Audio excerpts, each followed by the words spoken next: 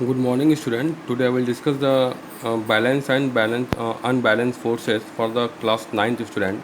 हम लोग आज बैलेंस और अनबैलेंस फोर्स के बारे में डिस्कस करेंगे, जो टाइप्स ऑफ फोर्सेस के बारे में। There are two types of the forces, balance and unbalance force. तो सबसे पहले हम लोग बैलेंस फोर्स के बारे में डिस्कस करेंगे। फोर्स और two types, balance forces and unbalance forces.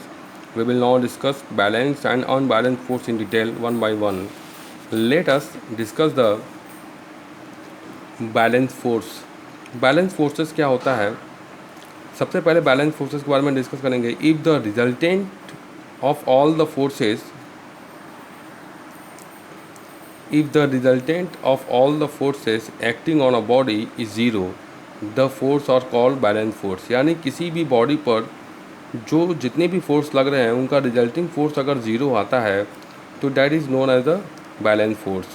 A body under the actions of balance forces does not change its position of rest of medium of motion, and it appears as if no forces is acting on. The point will become more clear from the following examples. जैसे एक box है,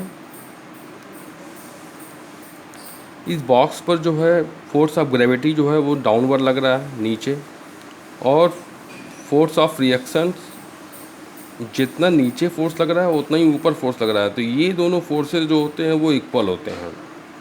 अब अगर हम इसको push करें, इधर हम ढकेलें, तो इस पर जो फ्रिक्शन फोर्स लगेगा वो इसके अपोजिट डायरेक्शन में लगेगा। यानी हमने मोशन किया ऐसे, फ्रिक्शन फोर्स लगा ऐसे, तो अगर फोर्स ऑफ फ्रिक्शन और फोर्स ऑफ पुशिंग दोनों अगर इक्वल होते हैं तो ये बॉक्स जो है वो मूव नहीं करेगा। यानी इस पर जो नेट रिजल्टिंग फोर्स लगेगा, ये फोर्स जो होगा वो ज़ीरो होगा जो है।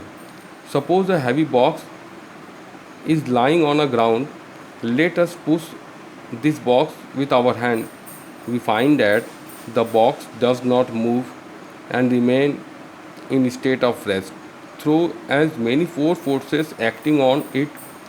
The four forces acting on the box are force of push जो हमने लगाई है, फोर्स ऑफ फ्रिक्शन जो उसके अपोजिट डायरेक्शन में लग रही है, फोर्स ऑफ ग्रेविटी हमेशा नीचे की तरफ लगती है डाउनवर्ड, और फोर्स ऑफ रिएक्शन जो होता है वो हमेशा ऊपर की तरफ लगता है। तो फोर्स ऑफ ग्रेविटी और फोर्स ऑफ रिएक्शन, ये दोनों फोर्सेस जो होते हैं वो फोर्सेस इक्वल होते हैं। अब डिपेंड करता है कि हमने जो कितना फोर्स लगाया उस पर फोर्स ऑफ फ्रिक्शन कितना लग रहा है। अगर फोर्स ऑफ फ्रिक्शन ज़्यादा है तो ये बॉक्स जो है इधर मूव कर जाएगी। अगर फोर्स ऑफ पुशिंग जो है ज़्यादा है तो बॉक्स ये इधर मूव कर जाएगी। लेकिन ये दोनों फोर्सेस अगर इक्वल होते हैं तो ये बॉक्स जो होता है वो कहीं मूव नहीं करेगी। तो इस पर जो नेट रिजल्टिंग फोर्स होगा वो ज़ीरो होगा। यानी बैलेंसिंग फोर्स में जो बॉडी होगी वो कहीं मूव नहीं करती है। Now through the box is at rest, four forces are acting on it.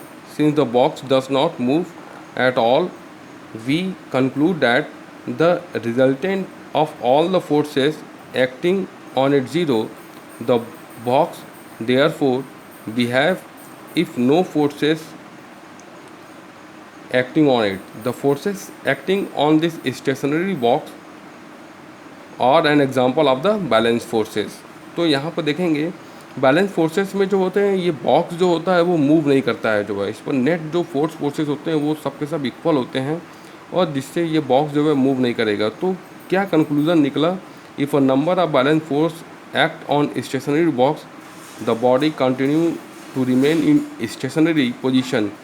If a number of balance force acting on a body in uniform motion, the body continue to be its at uniform motion. अगर ये body जो होता है motion कर रहा है, उस पर फोर्स लगाते हैं, अगर वो नहीं रुकती है तो भी वो बॉडी जो है वो बैलेंसिंग फोर्स में आती है। जैसे देखिए ये पर थ्रेड्स के द्वारा खींच रहे हैं, ये गेम आप लोग जानते होंगे। तो ये बच्चा इधर खींच रहा है, ये बच्चा इधर खींच रहा है, तो ये रस्सी जो है कंटिन्यूस यहीं स्टेट पोजीशन पर होती है, कहीं ये कोई मूव नहीं करेगा जो है। तो ये that is known as a balancing forces जो है। Through the balance force can not produce motion in a stationary body और stop to moving body, the can however change the shape of the body. उसके body को, उसकी shape को change कर सकते हैं। An example of balance force changing the shape of a body In a squeezing of a rubber ball or balloon, when we push a rubber ball or balloon between two hands, the shape of rubber ball or balloon changes from spherical to oblong.